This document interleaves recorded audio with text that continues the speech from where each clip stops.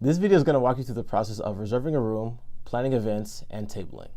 We'll start with the basics. To hold any sort of event, meeting, or gathering, you need to reserve the space.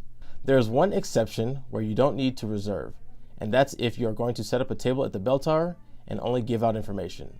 So if you're tabling on a Wednesday and you're just giving out flyers about your next meeting, you don't need to reserve a space.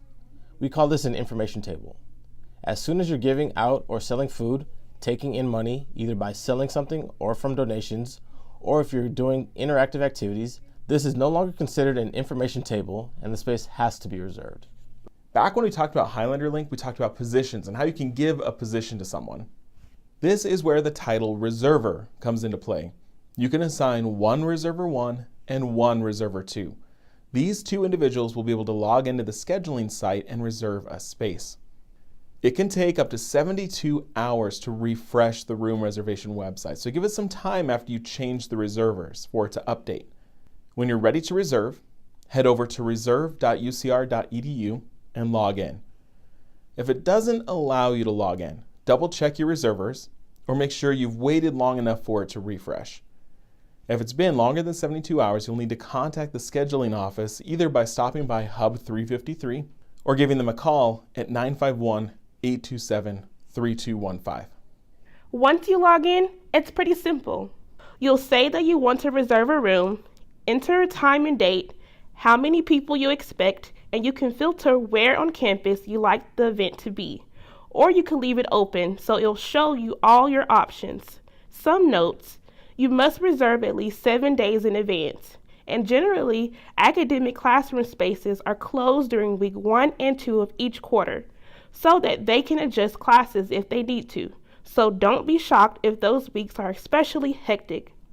Once you manage to find a room or space that looks good, you just hit the plus symbol and you'll have that day and time set aside.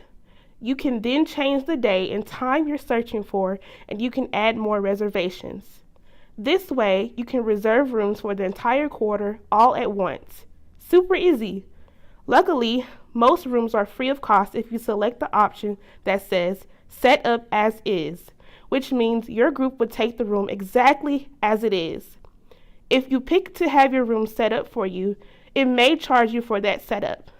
Also, any sort of media or technology that you want to use would cost you, so think of those things when you're budgeting for the year. There are a few spaces that cost to use, such as the barn, the gym at the rec center, and the University Theater near Olmsted. Most hub and academic rooms are free for you to use. Also available on this website is all of the outdoor locations. So if you wanted events at the bell tower, this is where you reserve it. Let's talk about costs. If you decide to order media or technology or request that a room be set up a specific way, that might cost. And in order for the hub to charge you, you must have an active account with ASUCR that they can pull money from, or you must have an employer identification number and an off-campus bank account. We have an entire video dedicated to opening an off-campus bank account and how to get that number, and the link is in the description. Remember that one of these two methods will be required to accrue charges when reserving space on campus. Now that brings us to some special circumstances that you might need to know about when you're planning your event. When you reserve the space, you'll fill out a detailed description of what you're up to. When you're filling out your reservation, provide as much information as possible. If they have questions, Highlander Event Scheduling will email you with those questions. If you don't respond, they might drop you from the room and give it to someone else. So make sure that you're answering their questions. So in this description, you'll have the option to check buttons like yes, I'll have food, or yes, I need to drive into campus.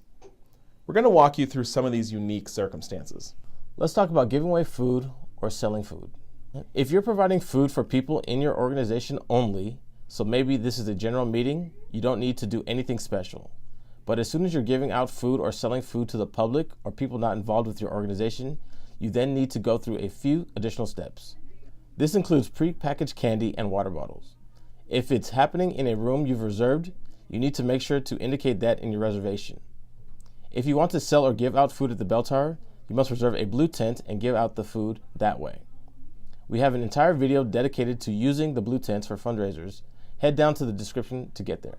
After you have a reservation for your room, you will need to go through a quick process with Environmental Health and Safety, or EH&S for short. There's two things to do here. The first is that a certain number of people in your organization need to be trained on food preparation. To serve cold or prepackaged food, you need to have 2 members trained. To serve hot food, you need at least 3 members trained. These are minimum numbers. It's always better to have more of your members trained. Now, how do you do the training? First, you'll go to ehns.ucr.edu and look for the button that says Training on the left side. Under Online Training, you'll see Food Training. The video is only 26 minutes and the training is good for multiple years.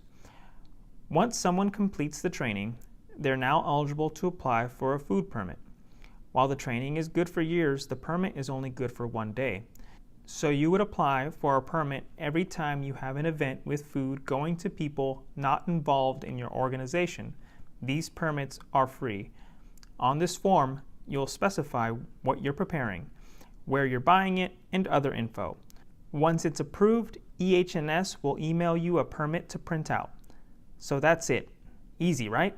Now, let's talk about situations for which you may need to get insurance for your event.